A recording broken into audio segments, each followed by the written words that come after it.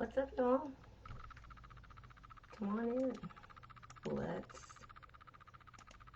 let's gossip. Let's talk.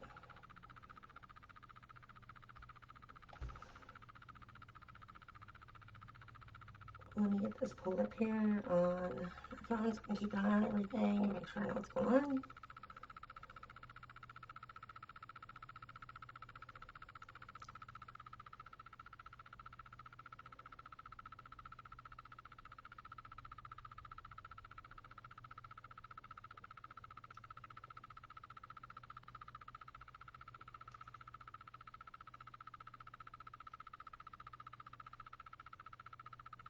Okay. What's up, you guys?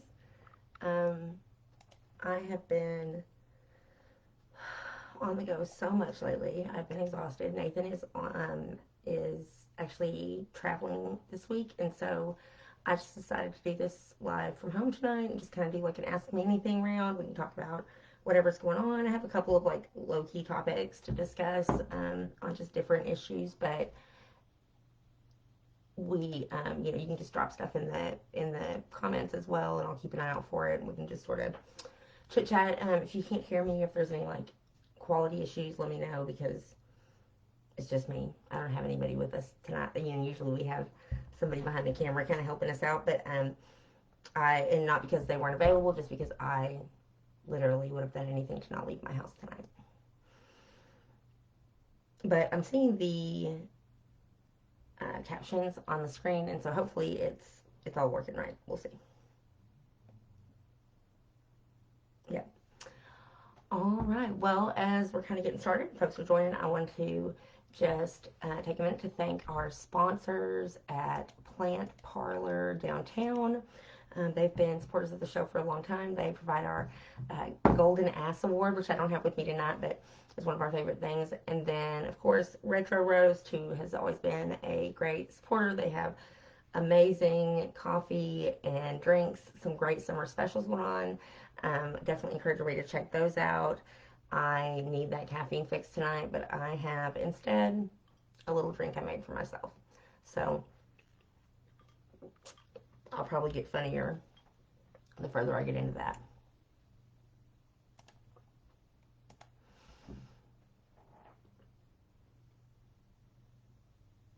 All right, so let's talk about some local politics, shall we? The Arkansas Racing Commission, issued the final license for the Pope County Casino. And we saw statements from the casino operator Legends Resort, run by Cherokee Nation Entertainment, that they are ready to go full steam ahead in spite of kind of a local effort to remove the license from Polk County and take that casino away from us. In spite of that, they said they're still full steam ahead, still fully committed. There's also been some drama around a lawsuit that I think is kind of interesting. I want to dive into here in a little bit because it's about one of my favorite characters in local politics. But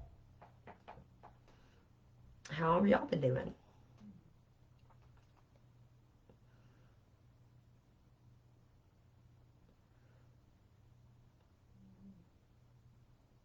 All right. Well, so um, like I said, Nathan's out. So let's talk about what happened at the Pope County Quorum Court meeting earlier this week. Or was it last week? I don't know. My days are running together. The Quorum Court met which is like the county government. It's kind of like the city council for the government. They are not a judicial body. They're just a legislative body, just like your city council. But they met and had to discuss allocating funding, approving funding to deal with a legal challenge that they are named as. They're named as part of the this lawsuit that was filed by Gulfside Casino Partnership, basically claiming that the economic development agreement that the county judge entered into with Cherokee Nation Entertainment in some way violates the law because it says that that the EDA would not be valid if they issued a license to another operator or issued a letter of support to another operator. Well, If you remember, Justice of the Peace, Lane Scott, one of my favorite characters here. I don't even know what to make of him sometimes. He ran a resolution or ran this kind of like move to offer a letter of support to Gulfside a couple of months ago before the application deadline closed. And then, it was voted down, and they discussed the economic development agreement, kind of brought it up as one of the reasons, for continuing this. And crazy. Okay, license issued to Cherokee, all good. Gulfside, of course, files a lawsuit. Nobody's surprised by this. So then, when they're having the meeting and they're trying to allocate funding to get to represent themselves in this case, Lane Scott, the one who set all this up, who brought the resolution for Gulfside, the one who actually like made this was part of making this an issue, part of giving them standing. He says, "Well, are the courts going to decide this? If they're deciding yes, like that's the function of the court. The function of the court is to check and see if these things that you're doing are actually legal and constitutional. That's the process, right? That's why they're asking for funding so they can represent themselves in court, put their arguments out there for why this economic development agreement is valid, why they didn't act in any way that's contrary to the law, whatever." And so he says, "Well, no, no, I don't like I don't like that they didn't give the letter of support to Gulfside, so I'm going to vote against allowing like funding for them to have their own attorneys, even though he is also named in the lawsuit in his official capacity."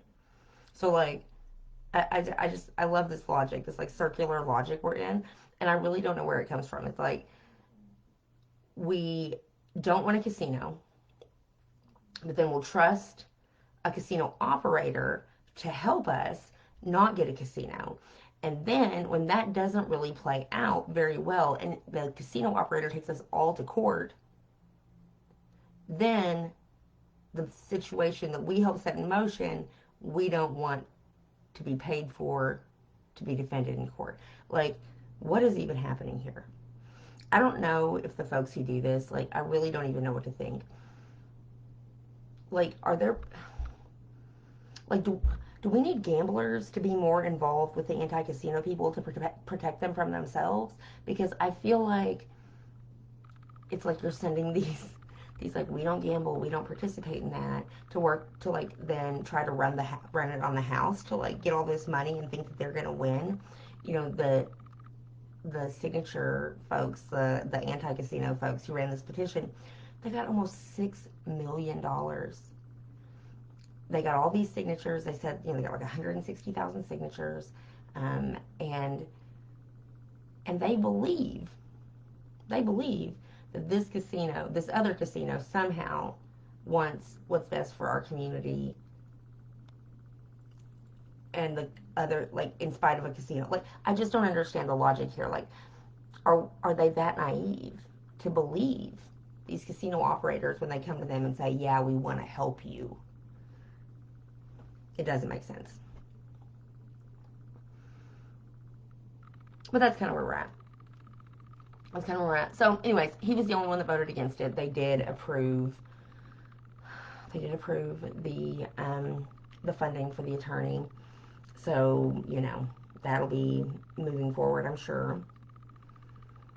Otherwise, in like local politics, I saw that the Polk County EMS got a brand new ambulance, so that's exciting to see. Good services for people who live here. The Arkansas Abortion Initiative turned in their signatures at the deadline, just like the Casino Initiative and the Medical Marijuana Initiative.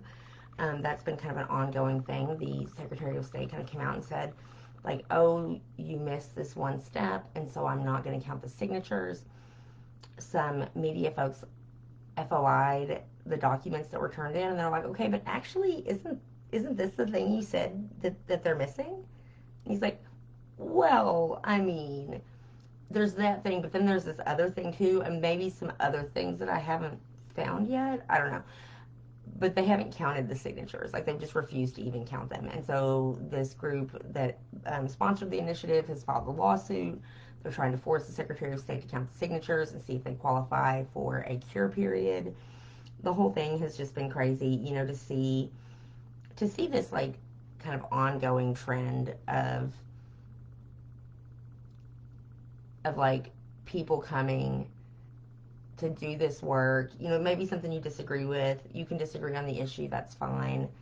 But like if people come in good faith trying to get information and make sure they're following all the steps of the process, and the other side is just looking for a way to keep them out, like it's just really disappointing to see that in a state where our motto is regnant populace, the people rule, that our government just seems to continually be trying to undermine the people, making it harder to register to vote, making it harder to get an initiative on the ballot, throwing out signatures on technicalities that aren't even real. Um, the whole thing is just, I don't know. It's just not what I signed up for, man. I just expected better than that, but that's kind of the trend right now. Is just move the goalpost if you don't like what somebody's doing that's successful, that's not what you want, then just change the rules, move the goalpost. Seems to be kind of the trend lately. So that's still underway. Also, on completely on brand for Arkansas, and there's this new kind of movement rolling out that will likely um, say that your child cannot have a cell phone at school for basically any reason. They'll be locked up. The government, the federal government, or some of our state delegation has proposed a federal government plan that would fund special storage boxes at the cost of $25 million to hold teenagers' phones in during the day. And I think it's ironic in Arkansas because we passed a law last session basically saying that you can get a job at 13, but you can't have a cell phone or social media until 16. So you can have a full-time job 3 years before you can have any kind of social media or access to a cell phone. It just seems very odd. But I don't know. Listen, I'm just kind of rambling, guys, because I was trying to bring you some updates. But if we are um, not that, like, I don't know, what else is going on? What is there to talk about? Have y'all been watching the RNC? I was in Baltimore last week when the attempted shooting of the former president took place, and I was at a political convention. I mean, you know, they're just stunned silence that this is the way people have tried to, like, the people think that this is the solution to the situation that we're in, which is really really unfortunate. Um,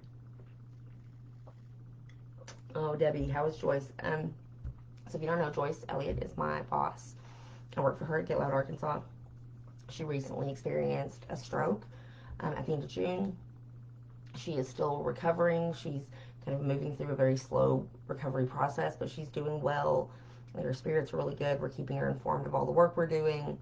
Our organization is in the middle of a federal lawsuit that we filed just a couple weeks before all of this happened, and so it's been really intense. But we've kind of been keeping her in the loop on things and letting her know what's going on.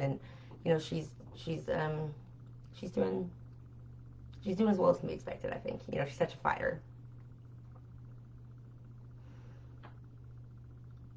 But yeah, that is pretty much it. Yeah. So I was in Baltimore, and like when this news came out, I got the news kind of before it made the really the national media, and it was just like stunned silence. Nobody, like, I don't know. People get this idea that everybody's like out there cracking jokes and stuff, but the people who are doing this work like look at this kind of thing and go, "This is so this is so harmful to every side."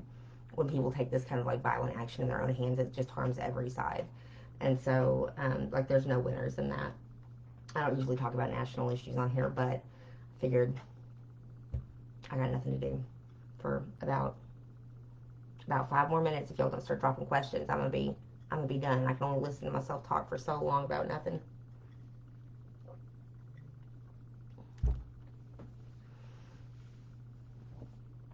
Right. Well, Governor Sarah Sanders gave a speech last night at the RNC. I've watched portions of it. I didn't see the entire thing. It was very like bold, very, you know, on brand. Not really anything I think that was unexpected.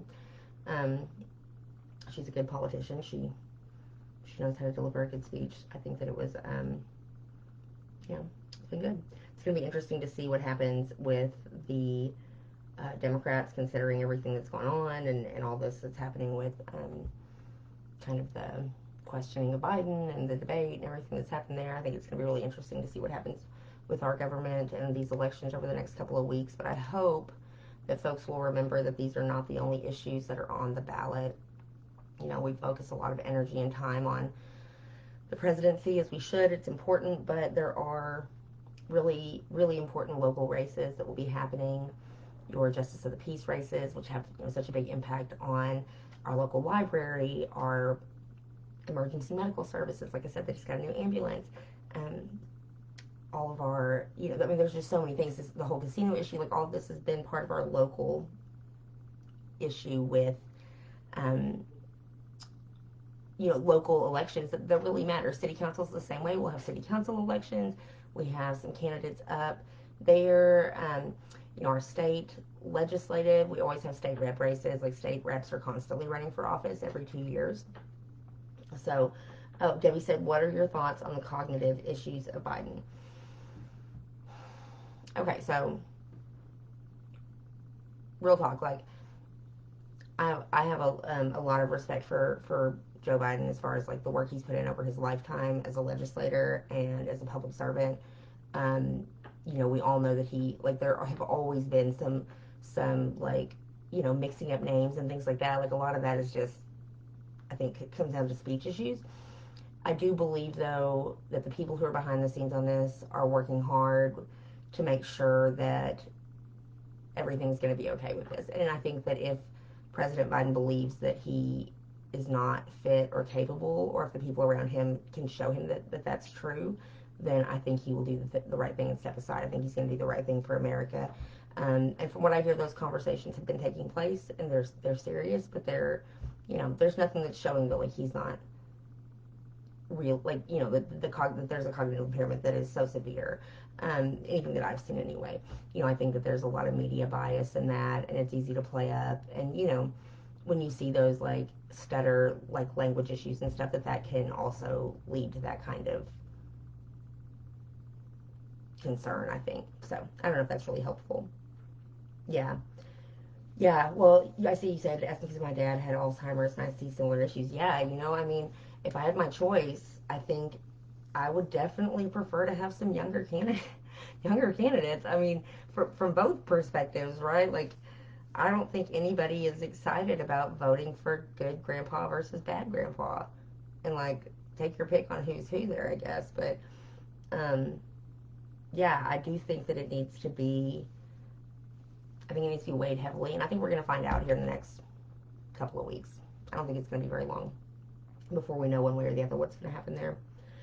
Yes, will we be doing a debate? Okay, yes, we are absolutely going to do some kind of debate. I think we're going to do it a little different. So last time we did a debate for local issues, our local candidates, we did it at we did it at Old Bank, and it was great. It was so great. They were so nice to have us there. But there was also a local theater production practicing upstairs, and it sounded like someone was getting murdered during our debate. So I think we'll probably just do it like on camera. I don't think we'll do like a public thing where people can come. We'll probably just do like a live video or a recorded video where people can drop questions. Usually the live video, people like being able to drop questions. So I think that's probably what we're going to look at as far as a debate for local candidates this year. That is assuming that I do not absolutely drown in work before then, which I think I say all the time. So I don't know. I'm always drowning, but we still do it. We'll still make it happen.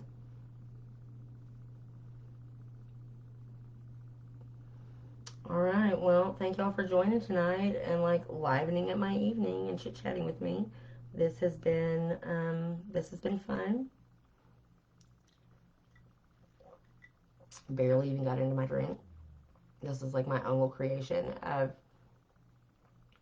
tequila, orange juice, and like a splash of pineapple sparkling water, I think is what it is. Like, it's like flavored sparkling water. Anyways, delicious. So, all right, y'all have a good night. Hit me up if you have any other questions. Glad to talk about it. We'll be back with our regular show next week.